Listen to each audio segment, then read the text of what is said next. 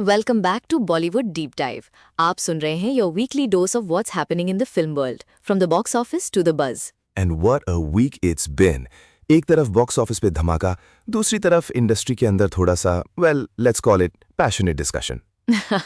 Passionate discussion is a very polite way of putting it. Let's start with the big Friday release. The Jungle is officially open for business. Welcome to the Jungle is here. Akshay Kumar is back in his signature comedy chaos Samra.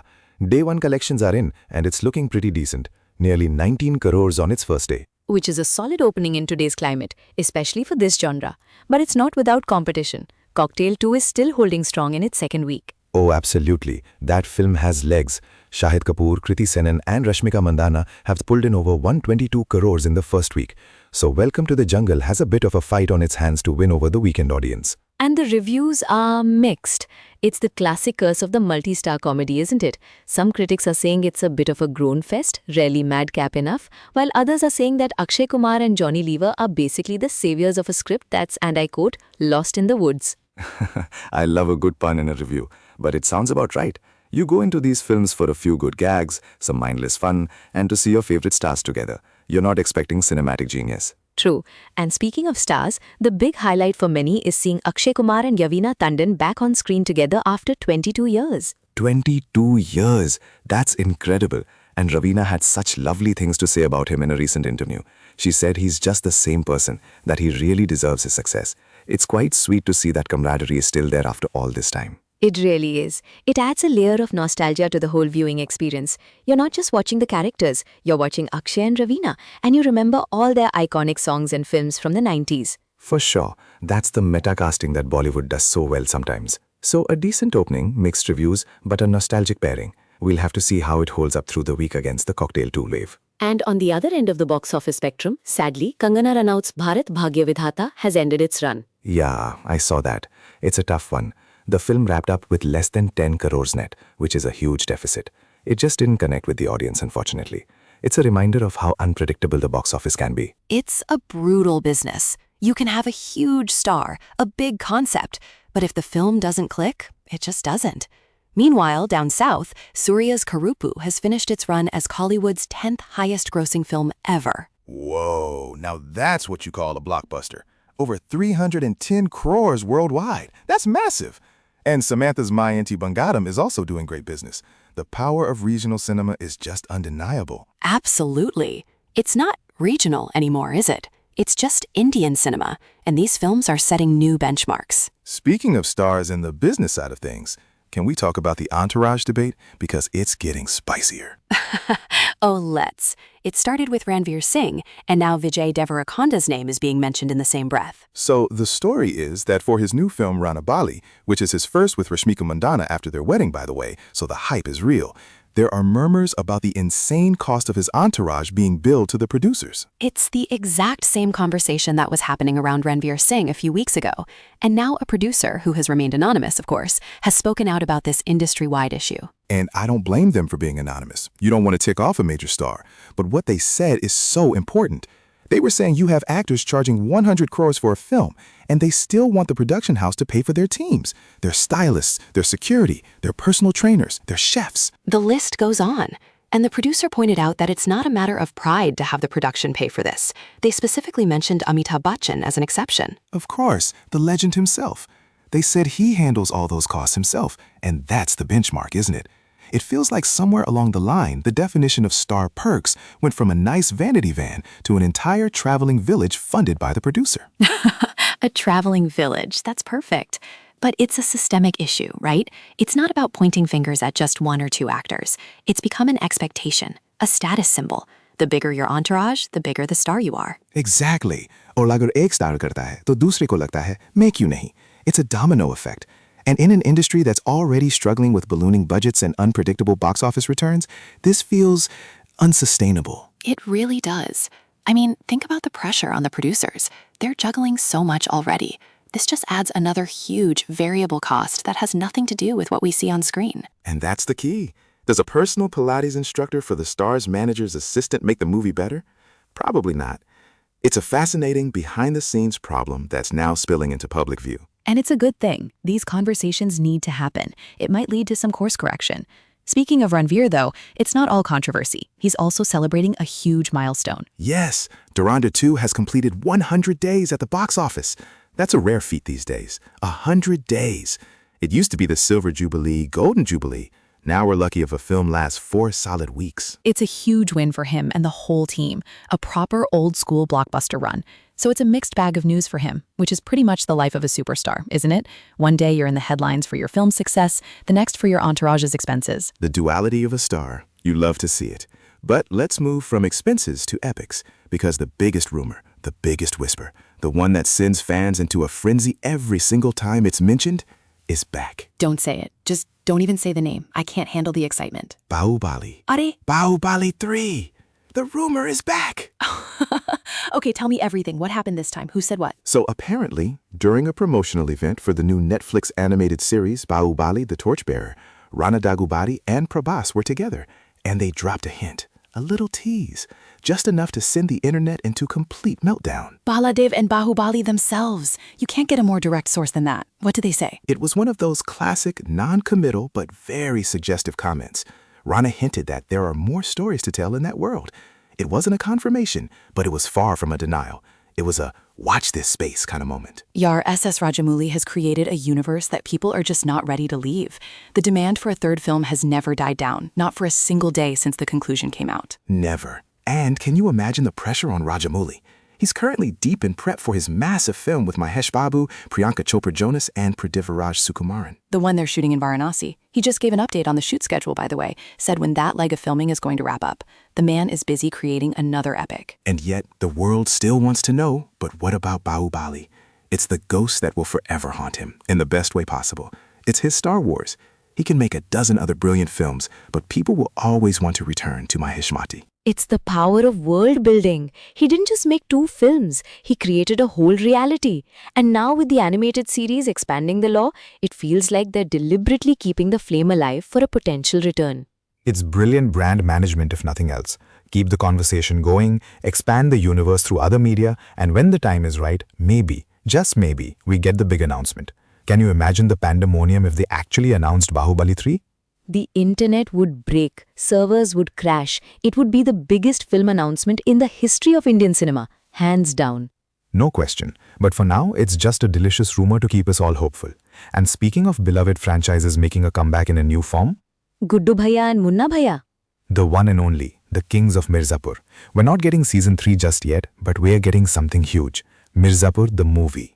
The new posters are out and they are intense. We got a look at Jitendra Kumar as Bablu Pandit, Abhishek Banerjee as Compounder, and Ravi Kishan as Babban Babua. They look incredible. The grit, the intensity, it's all there. And they also dropped an official Telugu teaser. They are going all in on the pan-India release for this. It's a fascinating move, taking a hugely successful web series and turning it into a feature film. The audience is already invested. They know the characters, they know the world. The question is, can you bottle that long-form storytelling magic into a 2.5-hour film? That's the challenge. A series gives you hours to develop subplots and characters. A movie has to be a much tighter, more focused narrative. I'm really curious to see what story they've chosen to tell. Me too. Will it be a prequel, a side story, or will it pick up right where the series left off? Whatever it is, the anticipation is through the roof. The brand value of Mirzapur is just immense. It really is. It changed the game for Indian streaming content, and now it's coming to the big screen. It's a full circle moment. And the franchise bug is biting everywhere. Kunal Kemu has confirmed he's finished writing the script for Madgaon Express 2. Oh, thank goodness. The first one was such a sleeper hit. Genuinely one of the funniest films in recent years. I'm so glad he's coming back with another one. He did such a fantastic job with his directorial debut. It had heart, it had fantastic performances, and it was just laugh out loud funny.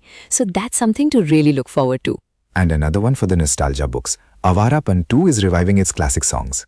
Get out! To Phir Aao and Tera Mera Rishta. With the original creators, Mithun and Syed Quadri. They're coming back to recreate the magic, plus a new track. That is smart. The music of Awarapan was a massive, massive part of its success. Those songs are iconic. For a certain generation, that album was everything. Totally. It's a great way to bridge the gap between the original and the sequel, to bring back that same feeling. It seems like the mantra in Bollywood right now is, if it ain't broke, make a sequel. or a movie out of a series, or bring back people's songs. It's all about that built-in audience. And speaking of the old days, Farah Khan has been really opening up lately in a couple of big interviews. Yeah, I saw those. They were quite candid.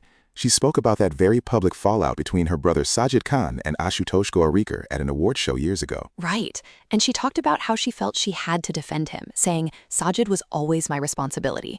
It's a very personal, very family-oriented perspective on a moment that was, at the time, just a big controversial media story. It's a reminder that behind these public figures are real family dynamics, you know? Sibling relationships, a sense of duty. It adds a lot of context to that moment. And then she also spoke about the failure of Tismar Khan. Oh, that must have been devastating for her. After Mehu Na and Om Shanti Om, the expectations were sky high. She said she was so devastated she didn't get out of bed for a week, which is so raw and honest. We see these directors as these larger-than-life, confident people, but a big flop hits them hard. It's their baby, after all. It really is. And for Tismar Khan, despite the failure of the film, the one thing that everyone still remembers is Sheila Kijwani.